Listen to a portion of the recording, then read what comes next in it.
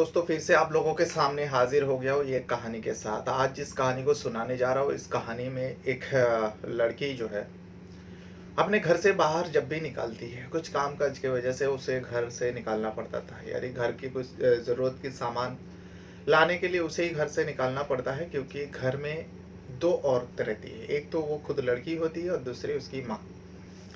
और उसके घर में कोई मर्द नहीं होता, इसीलिए वो लड़की को ही खुद जाना पड़ता है। लड़की जब भी बाहर जाती और चौक पे पहुंचती, यानी चौराहे पे पहुंचती, तो लड़की का पीछा करता एक लड़का। उसके टिकटिकाई लगा के देखते रहता था और उसका पीछा करता। एक दिन वो लड़की जो है सबके सामने बीच बाजार में उस लड़का से पूछताछ करने लगा। उस लड़के के साथ हिम्मत करके जाके बात किया और पूछने लगा, गुस्से में पूछने लगी, जो आखिर तुम मेरा पीछा क्यों कर रहे हो? कई दिन से मैं देख रही हूँ कि तुम मेरे पीछे करते हुए मेरे पीछे पीछे आते हो, आखिर बात क्या है? अब वो लड़का उस टाइम तो कुछ नहीं कहता, खामोश रहता, चुपचाप उसके तरफ देखने लगता है। तभी जो है कुछ लोग आते हैं जो उस लड़की को भी पहचानते थे और उस लड़का को भी जानते थे। तो सारे लोग कहने लगा, बुजुर्ग लोग थे, जो क्या बात है बेटी, क्या हुआ, क्या किया इसने? तो लड़की कुछ ना कहा और लड़की ये खामोश रही। और उसके बाद लड़की चली गई और वो लड़का भी चला गया। फिर दूसरा दिन वैसे ही होता है। अब दूसरे दिन जो है वो लड़का खुद उस लड़की के पास आते हैं और आने के बाद कहते हैं, जो मैं तुम्हें पसंद करता हूँ और मैं तुमसे शादी करना चाहता हूँ। ये बात कहने लगते हैं। तभी वो लड़की कहती है, ठीक है, अगर ऐसी बात है तुमको पहले ही बता देना चाहिए, यानी तुमको मेरे घर आना चाहिए। अगर तुम मुझे पसंद करते हो, तुम मुझसे शादी करना चाहते हो, तो मेरे घर आओ तुम्हारे रिश्ते लेकर। तो लड़का दूसरा दिन जो है उसके माँ के पास पहुंच जाता है, उस लड़की के घर पहुंच जाता है और लड़की के माँ से बात करता है। लड़की के माँ पूछताछ करती है, बेटा सब ठीक है, तू लड़की मेरे लड़की से निकाह करना चाहता है, पसंद करता है, लेकिन बेटा तेरा घर वाला कहाँ है? तू अकेला आया, तेरे घर वाले कहाँ हैं? तो लड़का भी एक दुख भरी कहानी सुना देता है। लड़का कहता है, माँ, मेरे माँ के अलावा मेरे घर में कोई नहीं और मेरी माँ जो है माजूर है, वो चल नहीं पाती है, वो बिस्तर पे पड़ी रहती है। इस वजह से मैं अपनी माँ के लिए शादी करना चाहता हूँ, मेरी माँ के लिए एक बहू लाना चाहता हूँ और मुझे आपकी लड़की बहुत पसंद है। लड़की के माँ कहती है, देख बेटा, तू जानता है, तू जब मेरे लड़की को पसंद करता है तो मेरे लड़की के बारे में कुछ चंद बातें मैं तुझे बताना चाहूँगी। तुझे पता ही होगा, मेरी लड़की जब चलती है तो वो थोड़ा पैर खींचते हुए चलती है, क्योंकि उसका बचपन से ही है, थोड़ा माजूर है, थोड़ा चलने में उसको दिक्कत है। ऊपर वाले ने, अल्लाह ताला ने उसे ऐसा ही पैदा किया। तो उसमें वो लड़का कहने लगता है, मुझे पता है माँ, मैं उसे कई दिन से देखता हूँ, कई दिन से उसे फॉलो किया, तो मुझे कोई शिकवा नहीं, मुझे वो लड़की, आपकी लड़की बहुत पसंद है और शादी निकाह जो है मैं एकदम सिंपल तरीके से करना चाहता हूँ, क्योंकि मेरी माँ तो आ नहीं सकते, इसीलिए मेरे घर का काम काज करने वाला भी कोई नहीं है, इसीलिए मैं चुपचाप तरीके से इस शादी को करना चाहता हूँ, निकाह को करना चाहता हूँ। लड़की की माँ कहने लगा, ठीक है, जैसे तेरी मर्जी बेटा। अब शादी का दिन तय हो जाता है, निकाह हो जाती है, उस लड़के के साथ इस लड़की का निकाह हो जाता है। अब आपको ये भी बताते चलूँ, ये लड़की जो है हाफिज कुरान थी और वो लड़का जो है एकदम बदकार टाइप का लड़का था, माँ का नाफरमान बेटा था। आगे जाके वो क्या क्या करता है, इस पूरी डिटेल, पूरी कहानी में आपको बताऊंगा। लेकिन कहानी में आगे बढ़ने से पहले आप लोगों से वही रिक्वेस्ट रहेगा, अगर आप पहली बार मेरे चैनल पर वीडियो देख रहे हो तो चैनल को सब्सक्राइब ज़रूर कीजिएगा और वीडियो देखते समय वीडियो को भी एक लाइक कर दिया करें, क्योंकि आप लाइक करेंगे तो ही यूट्यूब का जो एल्गोरिदम है इस वीडियो को लोगों को आगे तक शेयर करेंगे, भेजेंगे, तभी हमारी वीडियो दूसरे लोग भी देख पाएंगे।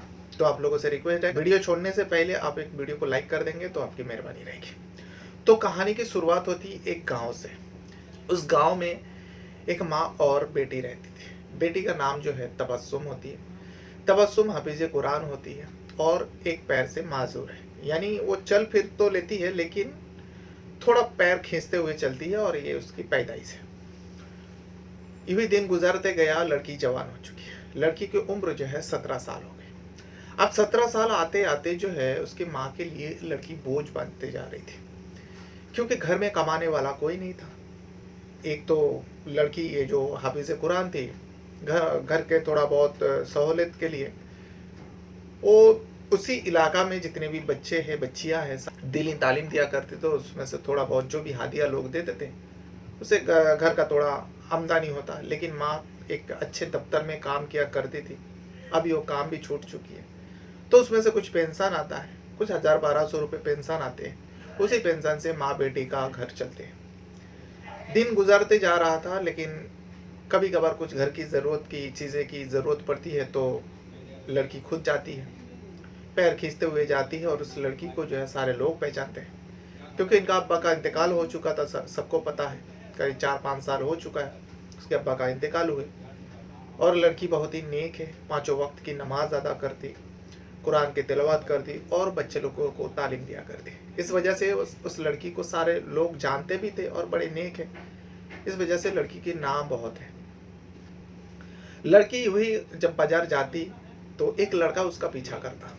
लड़का का नाम है फरहान। फरहान हमेशा से ही उस लड़की का पीछा करता, और एक दिन वो लड़की को तबस्सुम को अच्छे तरह से पता है ये लड़का मेरा पीछा करता है, इसीलिए एक दिन तबस्सुम बहुत गुस्सा होती है और बीच बाजार में उस फरहान को दो टूक कहने लगते। तभी कुछ आसपास के लोग भी जमा होते, बुजुर्ग लोग होते, क्या हुआ क्या बात है, छेड़खानी किया, क्योंकि वो लड़का के बारे में भी सारे लोगों को पता था। जो भी उस लड़का को जानते थे, दूसरे गांव का था लेकिन था बदमाश, इस वजह से थोड़ा बुजुर्ग लोग जो है गुस्सा होता है जो तुम्हें छेड़ा होगा।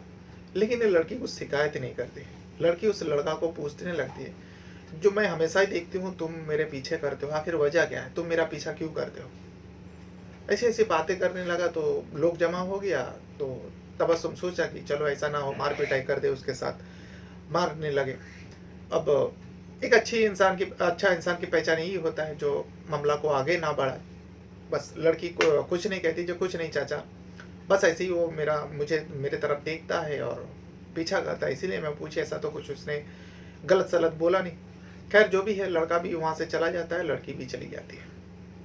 लड़की दूसरे दिन घर पर वो कुछ काम कर रही थी, तभी जो है वो लड़का फरहान उसके घर में पहुँच जाता है। अब घर में पहुँच जाने के बाद लड़की देखती है, क्योंकि लड़की की माँ जो है उस टाइम कमरे के अंदर थी। लड़की तो अब डर जाती है, जो ऐसा तो नहीं कल मैं बीच बाजार में उसके साथ कुछ गलत व्यवहार किया इसके वजह से आए होंगे। लेकिन वो फरहान कहता है, क्या तुम्हारी माँ घर पर है। वो तबस्सुम कहने लगे, हाँ घर पर तो है, कि लेकिन काम क्या है। तभी वो फरहान कहता है, मैं तुमसे शादी करना चाहता हूँ। इसे सुनने के बाद तबस्सुम तो एकदम आश्चर्य हो जाती है, क्योंकि तबस्सुम को शादी के लिए उसकी माँ कई सारे लड़का को दिखाया।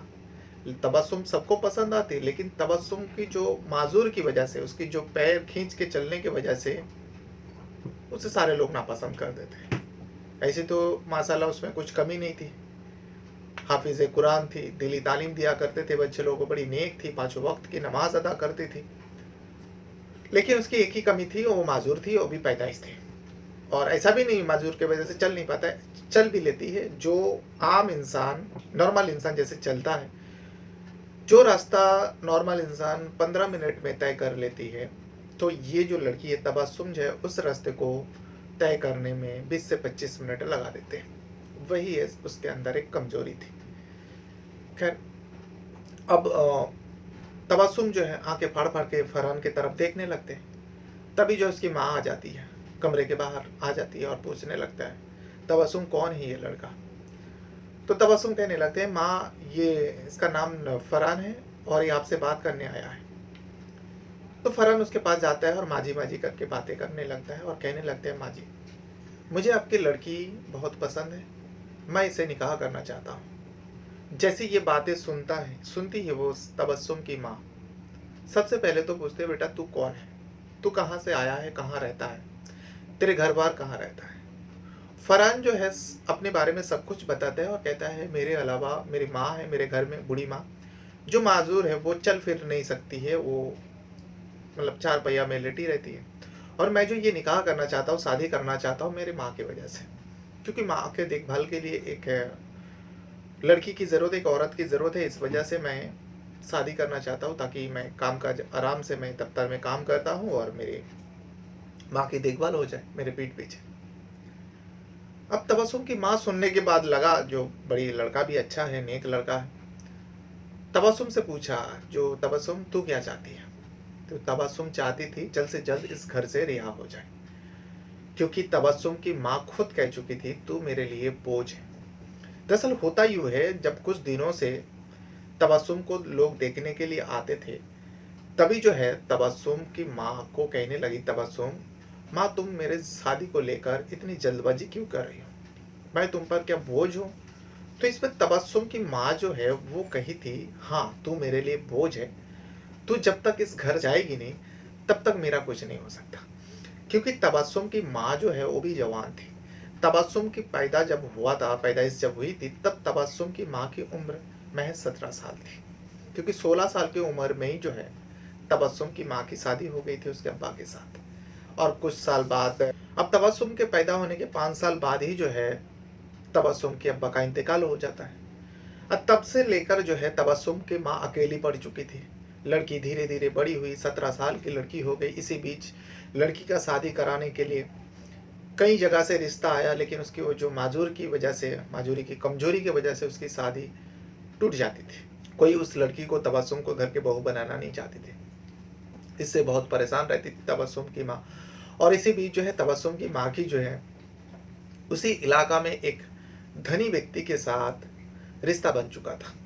अब वो जो व्यक्ति होता है वो तो तबस्सुम के माँ से शादी तो करना चाहता था, निकाह तो करना चाहता था, लेकिन वो कहता था जो तुम्हारी बेटी का जब तक निकाह नहीं होगा, शादी नहीं होगा, मैं तुमसे शादी नहीं कर सकता था। इसीलिए तबस्सुम की माँ चाहती थी जो जल्द से जल्द मेरी बेटी का किसी के साथ भी निकाह हो जाए, तब मैं आज़ाद हो जाऊँ, तब मैं उस आदमी के साथ शादी कर लूँ। तभी तबस्सुम की शादी करवाने के लिए उसकी माँ बहुत ज़्यादा जल्दबाजी कर रही थी, लेकिन तबस्सुम के कमजोरी की वजह से रिश्ता नहीं हो रहा था। तब ये लड़का फरहान का रिश्ता चल कर आया और इस रिश्ते को वो ठुकराना नहीं चाहता था, और इस रिश्ते को जल्द से जल्द करवाना चाहती थी तबस्सुम की माँ। फरहान तबस्सुम के साथ निकाह करके वो अपने घर लेके चले जाते हैं, और यहाँ तबस्सुम की माँ जो है आज़ाद हो जाती है। कुछ ही दिन जाने के बाद तबस्सुम की जो माँ है वो अपने आशिक के साथ निकाह कर लेती है और उसके घर चली जाती है। और इस घर में तो कुछ था ही नहीं, एक झोपड़ी जैसा घर था। अब उसके बाद तबस्सुम फरहान के साथ फरहान के घर तो चली जाती है, जाकर वो अपने सास की सेवा करने लगती है। सास उठते बैठते अपने बहू को दुआ देती और अपने बेटे के बारे में सब कुछ बता दी थी। बेटा जो है फरहान जो है वो आवारा तो था ही, नशेड़ी था, और वो जिना करने वाला लड़का था। ये हकीकत जो है फरहान का तबस्सुम को उसके घर जाने के बाद उसकी माँ खुद बताती है। अब तबस्सुम को लगा चलो ठीक है, अब लड़का था इधर उधर करता है, अब मैं आ गई हूँ तो उसे सुधार दूंगी। लेकिन वो फरहान ऐसा लड़का था, वो तो एकदम बदकार लड़का था, माँ का नाफरमान बेटा था, माँ के मुंह से हर वक्त बददुआई निकालता था बेटे के लिए। कुछ दिन यूँ गया। अब तबस्सुम जो है, तबस्सुम आने के बाद माँ के सेवा करती, यानी सास के सेवा करती। यूँ दिन गुजरता गया। फरहान एक दिन शाम के वक्त एक औरत को लेके अपने घर आया। उस टाइम तबस्सुम जो है दूसरे ही रूम में वो कुछ काम कर रही थी। तभी अचानक उस तबस्सुम के कान में एक औरत की आवाज़ें आने लगी। तो वो उस कमरे से बाहर निकाल कर अपने शौहर के कमरे में, जहाँ पे वो मियाँ बीबी रहती थी, उस कमरे के और बढ़ने लगती, क्योंकि आवाज़ जो है उसी कमरे से आ रही थी। तबस्सुम उस कमरे तक जाती है और दरवाज़ा खटखटाती है। जब दरवाज़ा खटखटाती है ये, तब जो है अंदर से कुछ रिस्पॉन्स नहीं आ रहा था। तभी कुछ समय बाद वो दरवाज़ा खुलती है और दरवाज़ा से अंदर से एक औरत बाहर आती है, और उसके पीछे जो है फरहान भी था। फरहान भी आते बाहर। फरहान आने के बाद जब वो औरत को बाहर निकालते हुए देखता है, तबस्सुम उसे पहचानती नहीं थी। अब वो औरत वहाँ से चली तो जाती है। उसके बाद फरहान जो है अपने बीबी के ऊपर, तबस्सुम के ऊपर चिल्लाने लगते हैं, जो तुम्हें इतना भी तमीज़ नहीं है? जो घर के अंदर दरवाज़ा बंद है, कमरे के अंदर अगर कोई है तो बार बार दरवाज़ा खटखटाने का मतलब क्या है?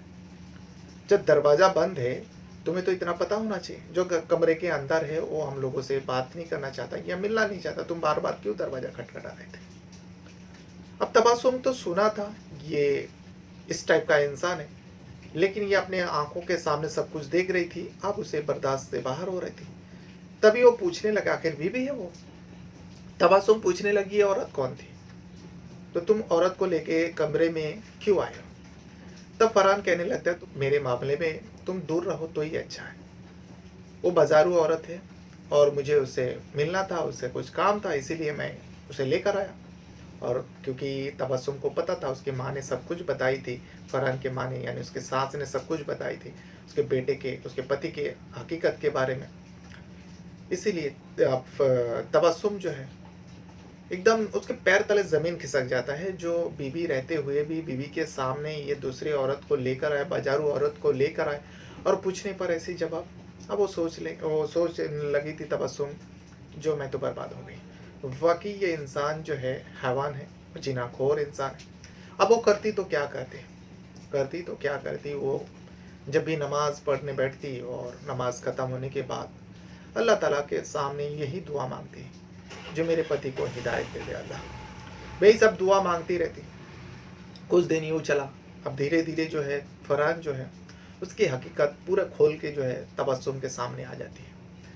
तबस्सुम को पता लग गया था जो फरहान सुधारने वाला नहीं है। ये भी दिन गुजरते गए, इसी बीच कई मरतबा फरहान जो है तबस्सुम के ऊपर हाथ भी उठाया। लेकिन एक दिन होता ही हुए तबस्सुम की जो सास है यानी फरहान के माँ, बहुत ज़्यादा तबीयत खराब था। शाम से ही बहुत तबीयत खराब था। फरहान का कोई अता पता नहीं। लेकिन फरहान आता है, वो नशा भी करता था और रात हो करीब 10 बज रहा था, नशे की हालत में वो आता है। जैसे आता है फरहान, तबस्सुम जो है अपने सास यानी फरहान के माँ के बारे में बताती है, जो माँ की तबीयत बहुत ज़्यादा खराब है, तुम इसे लेकर डॉक्टर के पास जाओ। तब फरहान कहता है, अरे उसको तो रोज़ का नाटक है, माँ का तो तबीयत हर रोज़ खराब रहता है, तो इसका मतलब मैं थोड़ी डॉक्टर के पास रोज़ रोज़ जाएगा और इतना पैसा आएगा कहाँ से मेरे पास। इसे सुनने के बाद तबस्सुम तो हैरान हो जाती है, जो उसकी माँ है, मैं तो चलो औरत हूँ, लेकिन ये तो जो जन्म देने वाली माँ है और माँ के बारे में ऐसे बातें कर रहे हैं। फिर भी तबस्सुम समझाने लगी, जो तुम्हारी माँ है और ऐसा ना हो, ऐसा अल्लाह ना करे कुछ हो जाए, पूरी रात पड़ी है और मैं शाम से देख रहा हूँ उनको सांस लेने में तकलीफ हो रही, बहुत ज़्यादा तबीयत खराब है। लेकिन फरहान तो नशे की हालत में था, फुल नशे में था, उसे तो कुछ समझ में ही नहीं आ रहा था, कुछ सुनाई ही नहीं दे रहा था। वो लड़कते हुए अपने कमरे तक जाता है और जाने के बाद सो जाता है, क्योंकि वो खाना भी बाहर से ही खाया हुआ था। अब सो जाने के बाद यहाँ तबस्सुम की परेशानी बढ़ गया था। तबस्सुम अपने सास के कमरे में जाती है तो दिखता है कि उनको तकलीफ, सांस लेने में बहुत ज़्यादा तकलीफ हो रही थी। इसी वजह से अब तबस्सुम करे तो क्या करे। तबस्सुम अपने सास की सेवा करते करते वहीं पैर हाथ दबा रहे थे, जो भी घरेलू उपाय हो कर रही थी। देखते ही देखते एकदम फजर के वक्त हो जाता है। लेकिन फजर के वक्त जो है तबस्सुम देखती है कि उसकी सास की बहुत ज़्यादा हालत ख़राब है, लेकिन फरहान जो है अपने कमरे में लेटा हुआ था। तबस्सुम फिर से जाती है, फजर की नमाज के वक्त हो रहा था और वो अपने शौहर के कमरे में जाती है और जाने के बाद माँ के बारे में बताती, लेकिन शौहर तो बेहोशी के जैसा हालत में था, क्योंकि रात को बहुत ज़्यादा नशा किया था और उसको होश ही नहीं था, वैसे ही पड़ा हुआ था। लेकिन हाँ, इतने में कहने लगा, जो जाओ, अगर तुम्हें कुछ लेकर जाना है तो जाओ, मैं नहीं जा सकता, मुझे सोने दो, मुझे अभी सोना है। या फजर की वक्त हो रहा था और इतना फजर के वक्त में कौन आएगा। लेकिन सास की भी बहुत ज़्यादा तबीयत खराब लग रहा था, ऐसा लग रहा था कुछ ना हो जाए। इसीलिए तबस्सुम बाहर जाती है और झाँकने लगती, कोई किसी को दिखाई देगा तो उसके सहारे से अपने सास को जो है डॉक्टर के पास लेके जाएगी। वो घर के बाहर निकालती है, इधर उधर ताक झाक करने लगती। तभी जो है एक रिक्शा वाला आ रहा था। रिक्शा वाले के पास तबस्सुम दौड़ते हुए जाती है और कहती है, चाचा, मेरी सास की जो है, मेरी माँ की जो है तबीयत बहुत ज़्यादा ख़राब है, उन्हें डॉक्टर के पास लेकर जाना है और उनको सहारा देने के लिए कोई नहीं है, इसीलिए आप मेरे साथ चलिए ना, मेरे सास के कमरे तक उनको उठाकर लेके आते हैं और आपकी गाड़ी से, आपके रिक्शे से डॉक्टर के पास जाते हैं। अब एक औरत परेशान है, रिक्शा वाले भी फ़ौरन उतारते हैं और उतारने के बाद तबस्सुम के साथ उसके सास के कमरे तक जाती है। जब जाती है तब तबस्सुम को लगा जो उसकी सास अब इस दुनिया में नहीं रहा। चेक करते हैं, चेक करने के बाद तबस्सुम रोने लगते हैं, क्योंकि उसकी सास का इंतकाल हो चुका था। रिक्शा वाले भी अब वहाँ से बेचारा क्या करते, खामोश चुपचाप चले जाते, बहू को थोड़ा बहुत तसल्ली देते। उसके बाद अब सुबह होती है, लोग, आसपास के लोग आता है, जो भी रीति रिवाज रहता है उसके हिसाब से उसको नहलाया जाता है। फिर उस फरहान का नशा छूटता है, थोड़ा देर में उठता है। उठने के बाद अब उस माँ को दफनाने के लिए जो भी तैयारी होता है करता है। कब्र खोदा जाता है, कब्रिस्तान में ले जाया जाता है, जनाजे की नमाज अदा किया जाता है और उसके बाद उसकी माँ को दफना दिया जाता है। अब वहाँ दफना देने के बाद फिर से दोनों मियाँ बीवी तबस्सुम और फरहान घर पर आ जाते हैं। घर पे आने के बाद फरहान कहते हैं माँ के कमरे को अच्छे से सही से साफ वाफ कर दो, क्योंकि माँ के कमरे से अभी भी दवाई की बदबू आ रही है। जो भी दवा वगैरह है, उनका कपड़ा है, सारे फेंक दो या फिर किसी मिस्किन को दे दो, यानी गरीब को दे दो। अगर कोई कपड़ा पहनने के लायक है तो दे दो। पहनने के लायक को कपड़ा तो कुछ खरीद कर दिया नहीं था, वही फटे पुराने कपड़े पहनती थी माँ, फरहान की माँ। अब यहाँ तबस्सुम घर का सबका सारे काम काज करते, लेकिन इसी बीच जो है तबस्सुम अपने पति को बार बार समझाते, जो देखो माँ का इंतकाल हो गया, अब तुम्हें सुधर जाना चाहिए। ये सब गलत काम जो तुम करते हो, नशा करते हो, जुआ खेलते हो और शराब पी के आते हो, बाजारू औरत को घर पर लेके आते हो, जीना करते हो, ये सारे गुनाह जो है अल्लाह तुम्हें कभी माफ़ नहीं करेंगे। लेकिन उसकी बात, बीवी की बात कहाँ सुनता था फरहान, उसको तो कुछ सुनाई नहीं देता था। वो सुबह होते घर से निकल जाता, रात को आते नशे की हालत में वो जुआ खेलता, यहाँ तक कि जब जुए में पैसा कम पड़ जाता लोगों से वो उधार भी लिया करता था। उसका कर्ज भी ज़्यादा हो चुका था। कुछ लोग तो घर तक आते थे, जो लोग को घर मालूम था, फरहान के घर मालूम था, फरहान के घर आते, फरहान के बारे में पूछताछ करता। लेकिन उसकी नेक बीवी जो है तबस्सुम को देख के वो लोग भी समझ जाते, जिसकी बीवी तो नेक है, बड़ी अच्छी औरत मिले उसको, ऐसे नालायक लड़का को। इसीलिए वो सारे लोग जो है कुछ कह नहीं पाता था, क्योंकि तबस्सुम बात ही कुछ ऐसे उन लोग के साथ अच्छे से बात करते, उनकी बातों से मिठास थी और बड़ी तमीज़ के साथ बातें किया करती थी। लोग भी वहाँ से खामोश चले जाते और कहते जो इससे इनसे कुछ बात नहीं करना, जो भी करना है फरहान से बात करना है। दिन गुजारता गया। एक दिन जो है तबस्सुम नमाज पढ़ रही थी, तभी जो है फरहान आते हैं, दरवाज़ा खटखटाने लगता है, लेकिन वो नमाज में थी इसीलिए वो उठकर जा नहीं पाई। ईसा की नमाज पढ़ रहा था और इतना जल्दी फरहान आ जाएगा उसे पता भी नहीं था। अब वो मिन जो है दरवाज़ा बंद करके वो नमाज पढ़ रही थी घर के अंदर। अब ईसा की नमाज में ज़्यादा टाइम लगते हैं। वो नमाज अदा कर रही थी, तभी जो है दरवाज़ा खटखटाने लगा, लेकिन वो नमाज में थी, ना तो उसे कुछ सुनाई दे रहा था ना कुछ उसे ध्यान था। वो तो अपने अल्लाह के बारगाह में खड़ी थी, इसीलिए बड़ी इत्मीनान के साथ नमाज पढ़ रही थी। लेकिन यहाँ फरहान जो है नशे की हालत में आया, दरवाज़ा खटखटाया, दरवाज़ा खोल नहीं रहा। दीवार फाँद के जो है छलांग मार हुए कमरे के अंदर आते हैं। आने के बाद अपने बीवी को ढूंढने लगते, नशे की हालत में था तो देखते हैं कि बीवी नमाज पढ़ रही थी। बीवी जो है नमाज पढ़ रही थी। फरहान को आता है गुस्सा। फरहान को जैसे गुस्सा आता है, गुस्से में जो है अपनी बीवी को, क्योंकि उसके साथ एक लड़की भी थी उस दिन, वो लड़की बाहर खड़ी थी, वो छलांग मार के अंदर जाते हैं, अंदर से दरवाज़ा कुंडी खोलते हैं और उसके बाद उस लड़की को लेकर कमरे के अंदर जाते हैं। लेकिन कमरे के अंदर जब जाते हैं, जाने से पहले देखते हैं कि उसकी बीवी तबस्सुम नमाज पढ़ रही थी। उसको आता है गुस्सा और जो बाजारू औरत को लेकर आया था, उस बाजारू औरत के सामने अपनी बीवी तबस्सुम को नमाज की हालत में उसको मारने लगता है। अपनी चप्पल खोलता है, लेकिन वो बाजारू औरत जो है वो कुछ कर भी नहीं सकती, कह भी नहीं सकती, फिर भी कहती है जो जान दो, जान कोई बात नहीं, जो नमाज पढ़े उसे छोड़ दो। लेकिन ये नशे की हालत में था और इसको जिना करने की लत लगी हुई थी। दरवाज़ा नहीं खोला, इसी के ऊपर बीवी के ऊपर गुस्सा आता है। वो नमाज के हालत में उसको मारने लगता है, पीटने लगता है। वो सजदे में जाती है, लेकिन वो नमाज नहीं पढ़ना बंद किया था, वो मार खाती रहती है। उसके बाद वो जो औरत को लेकर आया था, उस औरत ने उसके हाथ पकड़कर खींच के दूसरे कमरे में चली जाती। लेकिन यहाँ तबस्सुम जो है नमाज की हालत में सजदे में जाती है और जाने के बाद नमाज पूरा करने के बाद फिर से वो सजदे में जाती है और रोते हुए अपने पति के इस हरकत के वजह से वो अल्लाह ताला से दुआ तो मांगती है और साथ ही में पति के लिए, उसके शौहर के लिए बद्दुआ निकालती है।